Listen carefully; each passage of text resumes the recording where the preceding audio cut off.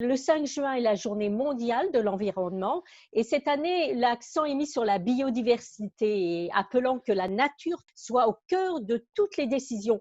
Dans le contexte d'un monde post-Covid, comment peut-on reconstruire mieux? Le thème de la Journée mondiale de l'environnement de cette année, le temps de la nature, est, je pense, plus que judicieusement choisi.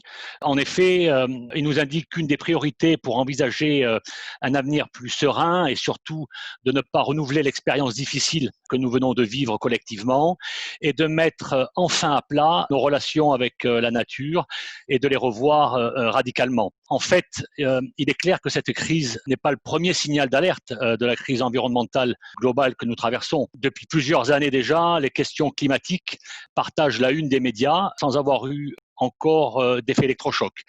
À l'inverse, l'ampleur exceptionnelle de cette crise Covid et surtout l'ampleur exceptionnelle anticipée de ses impacts socio-économiques rendent ce signal d'alerte beaucoup plus frappant que les précédents. Dans ce contexte, il est absolument essentiel de reconnaître le rôle que joue la nature dans nos vies et plus encore dans celle des populations les plus pauvres qui souvent dépendent de la nature très directement pour leur nourriture et leurs moyens de subsistance. Par exemple, une étude a montré que sur 8000 foyers répartis en Amérique du Sud, en Afrique et en Asie, près de 40% d'entre eux chassent les animaux sauvages pour leur nourriture et leurs revenus, et plus de 95% en consomment la viande. Également, on peut souligner que 8800 espèces animales, parmi les mammifères, les oiseaux, les insectes ou encore les reptiles, sont consommées dans le monde.